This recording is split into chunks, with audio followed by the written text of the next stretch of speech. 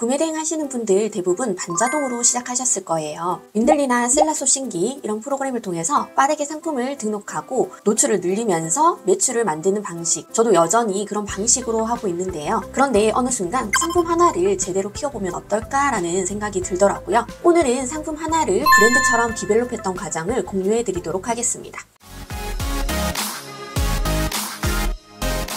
제가 선택한 상품은 바로 이 두유 제조기인데요. 이게 제가 샘플로 처음에 가지고 왔던 그런 상품이에요. 제가 두유 제조기를 선택한 이유는 그때 당시 두유 제조기로 검색을 했을 때 상품들이 굉장히 많이 없었어요. 게다가 전자기기인데 이 메뉴를 눌러서 작동시키는 그런 상품이거든요. 근데 중국어로 되어 있어요. 그래서 사람들이 어떻게 상품을 썼냐면요. 이런 식으로 스티커를 붙여가지고 중국어 메뉴니까 못 알아보잖아요. 이렇게 붙여서 쓰시는 분들이 있을 정도였어요. 국내에서 판매하는 상품이 있긴 했는데 굉장히 가격대가 비쌌거든요. 그래서 제가 중국 사이트 타오바오랑 1688 이런 데에서 220V짜리 국내에서 쓸 수 있는, 그러니까 돼지고 꼽지 않고 쓸 수 있는 상품들을 찾아가지고 한국어 메뉴가 있는지 살펴봤었어요. 그런데 한국어 메뉴가 없는 거예요. 그리고 한국어 메뉴로 되어 있는 상품이 있긴 있었는데 이런 식으로 씻어요 이렇게 써져 있는 되게 퀄리티가 낮은 그런 상품들이 좀 있었습니다.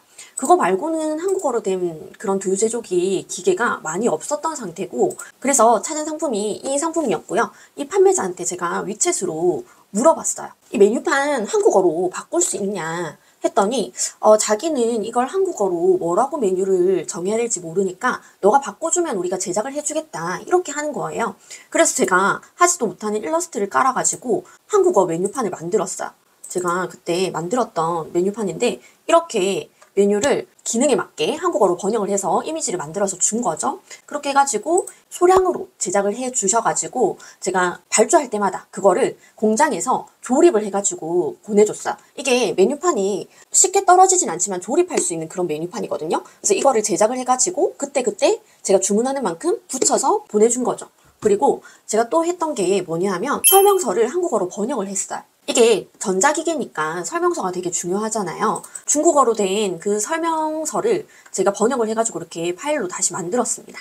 그래서 이것도 중국 판매자한테 보내주고 이것도 이제 프린트를 해서 상품이랑 같이 동봉해가지고 배대지로 보내줬어요. 그 다음에 보통 이 전자기계 같은 경우는 220V, 뭐 110V 이렇게 있는데 중국 같은 경우는 엄청 많은 나라에 수출을 하기 때문에 전압도 다양해요. 그리고 코드 모양도 다양하거든요. 그래서 아예 한국에 맞춘 그런 상품으로 바꿔달라 그랬고, 그 다음에 주파수 같은 경우도 보통 중국은 50Hz짜리로 되어 있거든요. 근데 저희 한국은 60Hz예요. 근데 그게 맞지 않으면 전자기계는 금방 고장이 납니다. 그래서 60Hz로 맞춰서 제작을 해달라고 얘기를 했고, 그래서 한국에 맞춘 상품으로 위챗을 통해서 소통을 하면서 그걸 중국 판매자랑 협의를 한 거예요.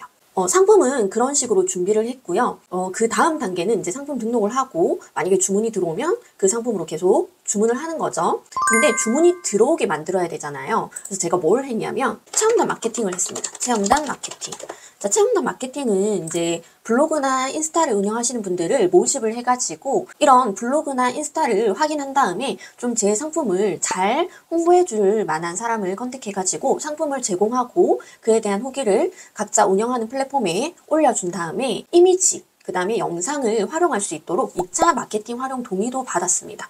이게 정말 좋은 게 뭐냐면요. 1타 3피. 정말 3가지의 효과를 누릴 수가 있어요. 어떻게 하냐면 이제 제가 구매 금액을 전달해 드리고, 그러니까 상품 판매가죠. 제 마켓에서 스마트 스토어에서 구매를 요청을 드렸어요. 그래서 제 스마트 스토어에서 구매를 요청드림으로써 구매 건수, 그 다음에 리뷰도 달아달라고 했거든요. 요거를 확보를 했고요. 그 다음에 두 번째는 자기가 이제 운영하는 플랫폼의 후기, 그러니까 블로그 글이나 인스타 릴스 또는 게시물을 올려달라고 한 거예요. 그러면 이제 후기도 확보를 했고, 그 다음에 구독자라든지 아니면은 팔로워라든지 그런 사람들한테 제 상품을 홍보를 할 수가 있는 거예요. 그리고 검색했을 때 제 상품에 대한 인지도, 그 다음에 사회적인 증거를 남김으로써 좀 신뢰도를 확보를 할 수가 있고요. 그리고 제가 방금 2차 마케팅 활용 동의를 받았다라고 말씀을 드렸잖아요. 그래서 이분들이 사진 찍은 거, 영상 이런 것들을 수집을 해가지고 제가 상세 페이지 만들 때 쓴다든지 아니면은 쿠팡 쇼츠 이런 거에 영상을 업로드를 할 수가 있잖아요. 그럼 무료로 저희가 쇼츠를 통해서 노출을 시킬 수가 있는데 이런 데다가 요분들이 찍어놓은 사진과 영상들을 활용을 할 수가 있는 거예요. 이게 정말 좋은 게 뭐냐면 저희가 상품을 외주를 주고 촬영이나 이제 영상을 확보를 하려면 비용이 되게 많이 들거든요. 근데 그런 비용을 들이지 않고 이런 걸 운영하시는 분들은 또 사진이나 영상을 또 잘 찍어요. 이미 올려놓은 게시물을 보면 잘 찍으시는 분들인지 알 수 있잖아요. 그래서 그런 것들을 확인하고 좀 퀄리티가 괜찮다라고 하면은 이런 것들도 확보를 해서 충분히 우리가 활용을 할 수가 있어요. 그래서 상세 페이지에도 사진을 좀 활용을 하고 그다음에 쿠팡 쇼츠 등록, 그다음에 스마트 스토어도 영상을 등록을 할 수가 있거든요. 쇼츠처럼. 그래서 거기에도 업로드를 해가지고 추가적으로 유입을 만들어냈습니다. 자, 그런데 이렇게 이제 플랫폼에 후기를 남기는 경우에는 어떻게 하냐면 제가 상표권을 냈거든요. 왜냐하면 제가 두유 제조기를 했는데 두유 제조기라는 키워드만으로는 사실 내 상품이 좋다라는 것을 어필할 수가 없어요. 왜냐하면 후기 글에 이 두유 제조기를 썼을 때 만족을 했다 라는 식으로 후기를 남겨줘야 땡땡땡 두유 제조기로 해서 검색을 해가지고 내 상품에 유입을 시킬 수가 있는 거지, 그냥 두유 제조기 키워드로 잡으면 사실 내 상품을 노출시키기는 어렵거든요. 그래서 예를 들어서 제가 뭐 디노만 두유 제조기 라고 상표권을 냈다라고 하면은 디노만 두유 제조기라는 하나의 키워드를 브랜딩을 시키면서 내 상품 노출을 늘리는 거예요.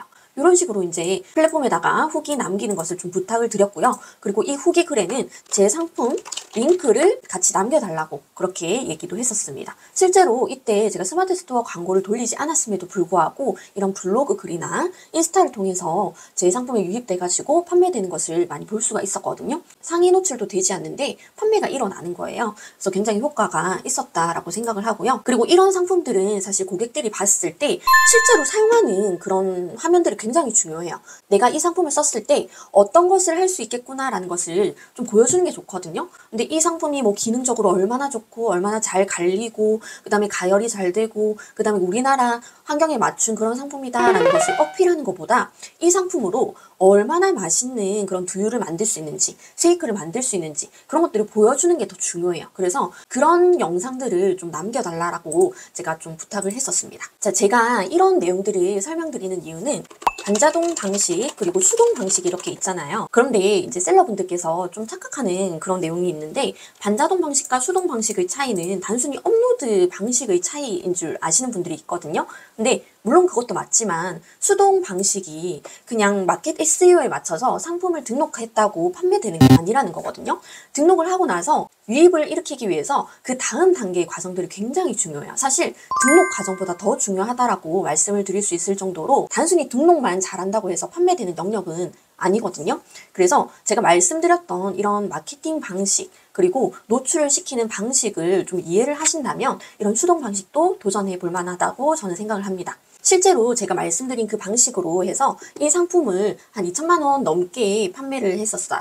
그리고 다른 상품들도 이런 방식을 통해서 2천만 원 이상 비슷하게 매출을 낸 적이 있습니다. 조금 더 자세한 방법은 여기 이 리스크 제로 강의에서 보실 수 있고요. 상위 노출 방법이랑 체험단 선정 방법 그리고 자세한 진행 방법도 알 수 있습니다.